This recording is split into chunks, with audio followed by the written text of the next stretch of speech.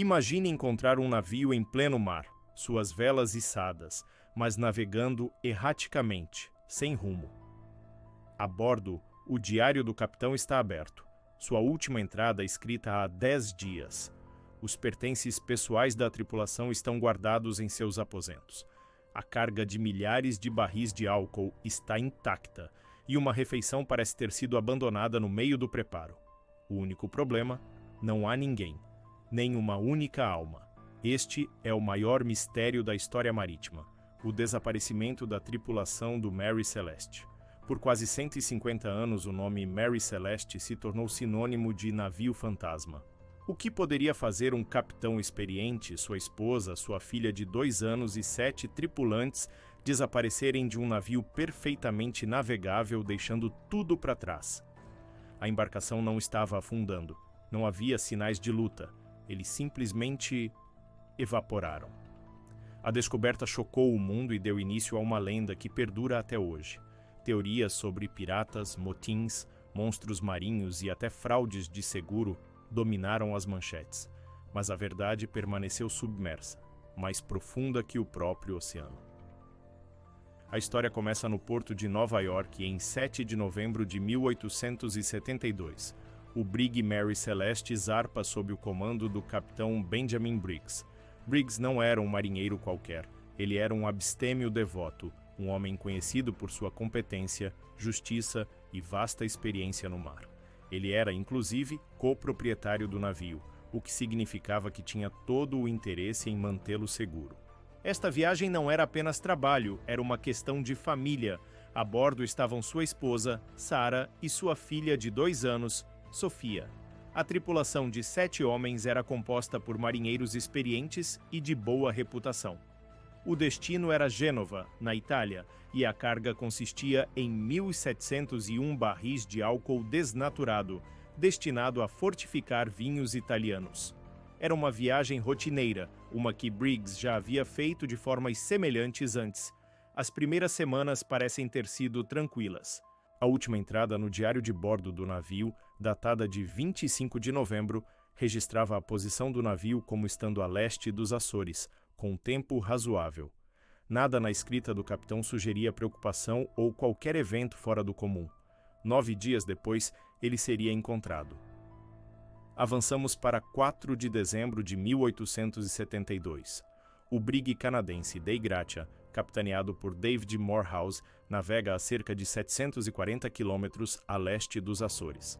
Morehouse, que curiosamente conhecia o capitão Briggs, avista um navio à distância. Ele observa o navio por quase 2 horas, notando seu padrão de navegação estranho e errático. As velas estavam içadas, mas mal ajustadas, e o navio parecia estar à deriva, mesmo com vento. Morehouse tenta estabelecer contato, mas não recebe resposta. A apreensão toma conta. O primeiro oficial do Dei Gratia, Oliver Devoe, lidera um pequeno grupo em um bote para embarcar no navio silencioso. Ao subirem no convés, o silêncio é ensurdecedor. O nome na popa confirma, é o Mary Celeste. O que eles encontram é uma cena de abandono congelada no tempo. O navio estava molhado, com água no porão, cerca de 1 metro, o que era significativo, mas longe de ser uma ameaça de naufrágio. As bombas de porão estavam operacionais e poderiam lidar com isso facilmente. As velas estavam parcialmente içadas, mas algumas estavam rasgadas, e as cordas pendiam frouxamente, como se o navio tivesse enfrentado uma tempestade ou simplesmente sido negligenciado.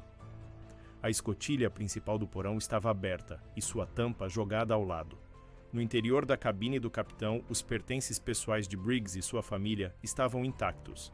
Brinquedos de criança estavam espalhados. Na cozinha, provisões e água para 6 meses estavam estocadas. Mas o mais crucial de tudo, o único bote salva-vidas do navio, um pequeno iole, havia desaparecido. Não foi arrancado por uma onda. Os suportes indicavam que ele foi lançado corretamente, de propósito. Os instrumentos de navegação essenciais, como o sextante e o cronômetro, também haviam sumido. A tripulação não foi levada. Ela decidiu partir. A questão era, por quê? Quando o Dei Gratia rebocou o Mary Celeste para Gibraltar, o inquérito oficial de salvamento começou e, com ele, a polêmica. O procurador-geral local, Frederick Solly Flood, um homem teimoso e com uma imaginação fértil, estava convencido de que um crime havia ocorrido. A primeira suspeita, naturalmente, foi um motim.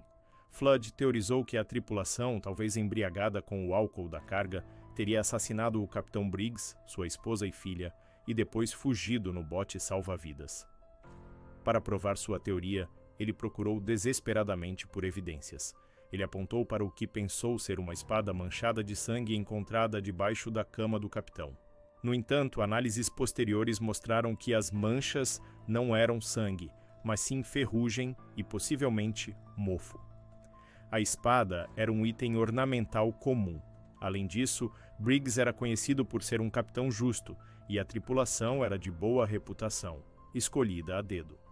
A teoria do motim ruiu, porque amotinados matariam o capitão, mas abandonariam um navio perfeitamente bom e sua carga valiosa no meio do oceano. A segunda teoria popular foi a pirataria. O Atlântico, embora mais seguro do que em séculos anteriores, ainda tinha seus perigos, especialmente piratas da costa da Barbária.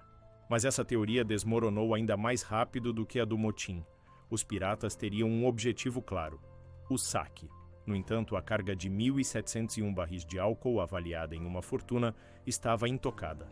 Mais revelador ainda, os pertences pessoais da tripulação, incluindo dinheiro, um cachimbo valioso e até mesmo as joias de Sarah Briggs, foram deixados para trás. Nenhum pirata em sã consciência saquearia um navio, deixaria todo o valor para trás, mas levaria 10 pessoas como reféns, apenas para desaparecer. A teoria da violência, seja interna ou externa, simplesmente não se encaixava nas evidências físicas. O navio estava intacto, mas vazio. O procurador Flood chegou a acusar a tripulação do Dei Gratia de assassinato para reivindicar o dinheiro do salvamento, mas não havia absolutamente nenhuma prova para sustentar essa acusação. O mistério se aprofundava. O silêncio do Mary Celeste forçou os investigadores racionais a olhar para o que não estava lá, o bote salva-vidas. E para o que estava lá, o álcool. A tripulação abandonou o navio deliberadamente. Eles devem ter acreditado, com certeza absoluta, que o navio estava em perigo iminente de destruição. O medo superou a lógica de permanecer em um navio grande e navegável, em vez de se arriscar em um pequeno bote em mar aberto. O foco se voltou para a carga. Quando os 1.701 barris de álcool desnaturado foram finalmente descarregados em Gênova, meses depois, descobriu-se um fato crucial que não era óbvio em Gibraltar. 9 dos barris estavam vazios. O detalhe importante é que esses 9 barris eram feitos de carvalho vermelho, um tipo de madeira conhecido por ser muito mais poroso do que o carvalho branco usado nos outros 1.692 barris. Aqui, na química volátil da carga, a névoa do mistério começa a se dissipar. Não foi um monstro marinho, nem piratas sanguinários, nem um motim bêbado. A resposta mais provável para o mistério do Mary Celeste é muito mais sutil e, para um capitão, muito mais aterrorizante. Química e medo. O álcool desnaturado é extremamente volátil. Os 9 barris de carvalho vermelho, mais porosos, provavelmente começaram a vazar. Dentro do porão quente e fechado do navio, o álcool teria evaporado, enchendo o espaço confinado com vapores inflamáveis.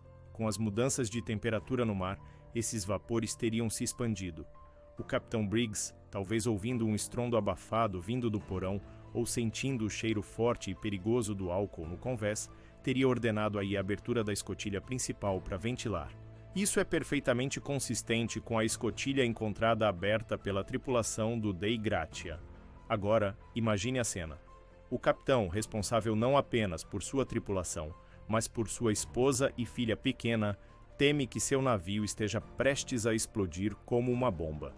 A pressão acumulada dos vapores de álcool pode ter causado um pequeno, mas alto, estouro, ou deslocamento da escotilha principal, soando como o início de uma explosão em cadeia.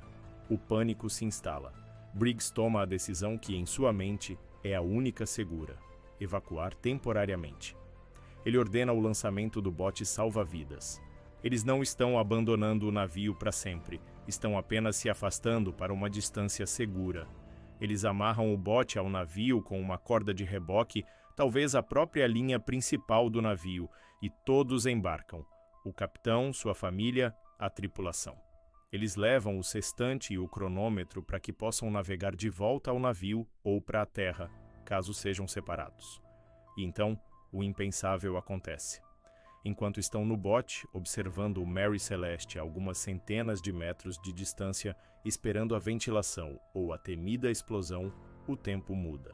Uma súbita rajada de vento, uma tempestade instantânea comum naquela área do Atlântico, enche as velas parcialmente içadas do Mary Celeste. O navio, sendo muito maior e mais rápido que o pequeno bote, dispara. A corda de reboque, talvez já gasta, mal amarrada no pânico, ou simplesmente incapaz de suportar a tensão súbita, arrebenta. Em questão de minutos, a tripulação vê seu navio-mãe, seu único porto seguro no meio do nada, desaparecer no horizonte. Eles estão sozinhos, em um bote salva-vidas sobrecarregado, a centenas de quilômetros da Terra, no meio do impiedoso Oceano Atlântico. O Mary Celeste estava seguro o tempo todo. A explosão temida nunca aconteceu. Mas seus tripulantes, abandonados à mercê do oceano por uma evacuação preventiva, estavam condenados. O Mary Celeste não era um navio fantasma assombrado por espíritos, mas sim um monumento flutuante a um único e trágico erro de julgamento humano, nascido do medo.